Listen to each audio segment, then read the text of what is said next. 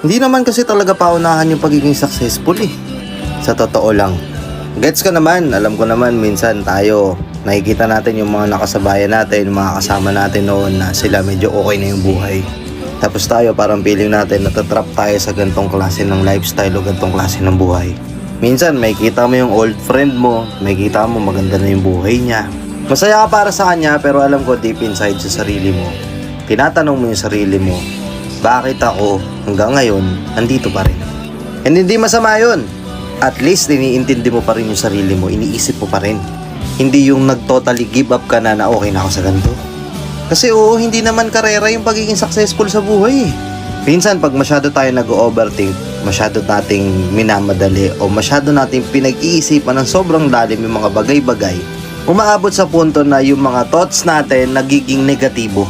To the point na nawawalan na ng progress yung mga gusto nating gawin. Nagigets mo? Oo, ikaw. Alam ko minsan mahirap.